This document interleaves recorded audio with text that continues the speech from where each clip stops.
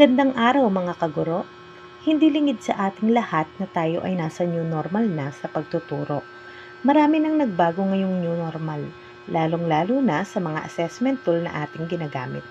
Narito ang isang assessment tool na maaari nating magamit sa tagisan ng talino ng ating mga mag-aaral. Sa assessment tool na ito, hindi ka lamang basta sasagot ng isang tanong, kundi ito ay mas pinaganda upang maging mas kapanapanabik ang daloy ng ating aktibidad. Halina't panoorin at matuto.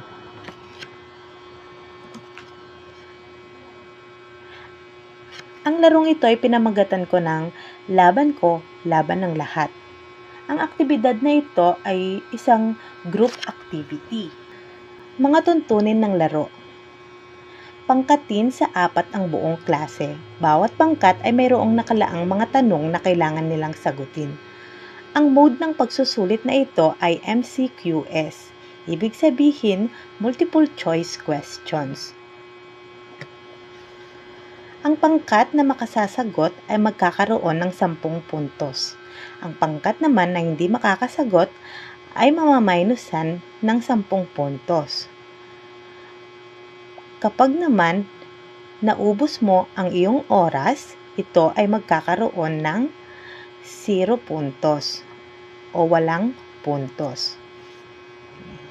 Sa unang pangkat, pinangalanan ko itong Shark Head. Ito, nandito sila Mariel, Mary Ann, Riza at Jam. Paano ba natin sasagutin yung mga question na to? Paano ba natin ipapakita kung paano maglaro sa ganitong activity? Okay. Unang tanong, sabi dito, sino ang pambansang bayani ng Pilipinas? Sino daw ang pambansang bayani ng Pilipinas? May pagpipilian dito. Narito ang multiple choice. Una, ang nasa letrang A ay si Lapu-Lapu. Pangalawa, Andres Bonifacio. Pangatlo ay si Dr. Jose P. Rizal. At ang panghuli, si Antonio Luna. Pipili ka dito kung ano ang tamang sagot.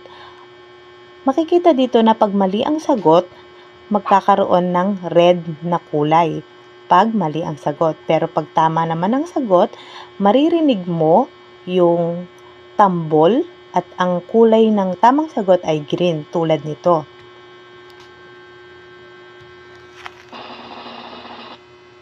Ayan, naunawaan ba? Narinig ba?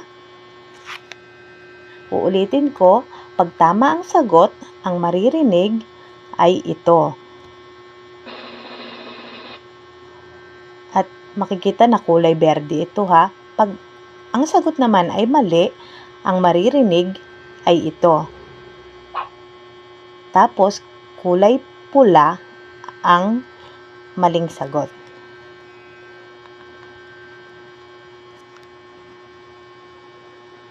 Dito naman, meron tayong inihanda na spin the wheel.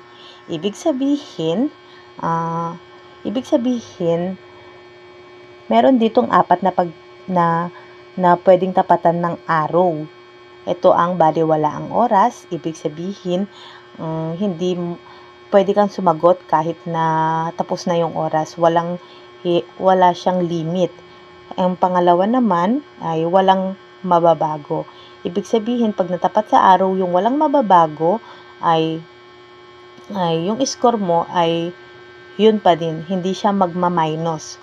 Tapos, pag naman natapat sa araw ang magtatanggal ng isang maling sagot, magtatanggal si teacher ng isang maling sagot para 2 maling sagot na lang at saka yung right answer na lang yung nandun sa pagpipilian.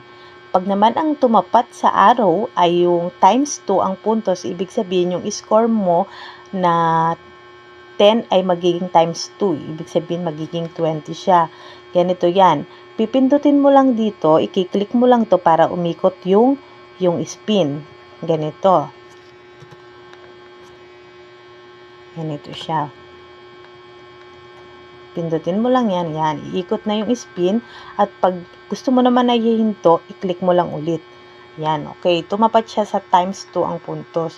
Ibig sabihin, kung tama ang sagot mo, diba, equivalent of 10 points na yun, magiging 20 points na siya.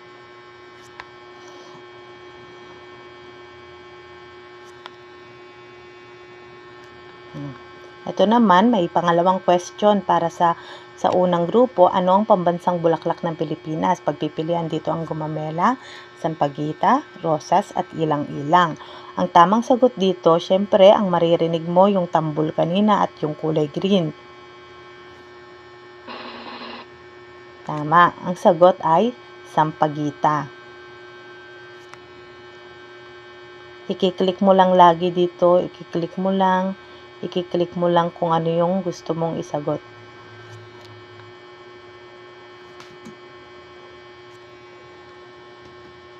Yan, may spin the wheel na naman dito. Ganon din yung kung anong ibig niyang sabihin. Yan, spin the wheel. Tapos yan, ganun lang palagi hanggang sa matapos lahat ng grupo.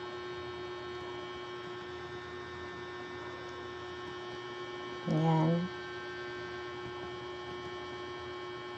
Madali lang naman intindihin yung game. Kaya alam ko na kahit sino man ang makapanood nito ay mauunawaan niya agad kung ano yung ibig sabihin ng larong ito. Yung multiple choice na sinusulat o binibilugan natin sa papel, mas in-upgrade lang niya yung ganong sistema ng pagsusulit para mas kapanapanabik, mas exciting yung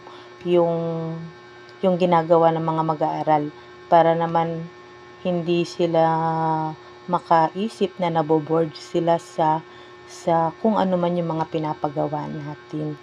Kaya mainam na ang mga guro ay marunong at maalam sa paggamit ng teknolohiya, nang sa ganun ay hindi sila nahuhuli, sapagkat ang mga kabataan ngayon ay sobrang malikot na ang pag-iisip. Sobrang alam na nila kung paano gumawa ng mga iba't ibang gawain gamit ang teknolohiya. Kaya dapat ang guro ay hindi nagpapahuli sa mga ito.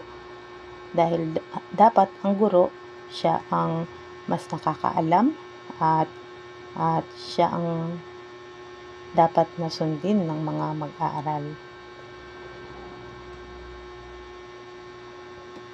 Yun lamang, sana ay naunawaan ninyo kung ano man yung naging way ng pagsusulit na ito. Maraming salamat at sana makagawa pa ako ng ganitong pagsusulit.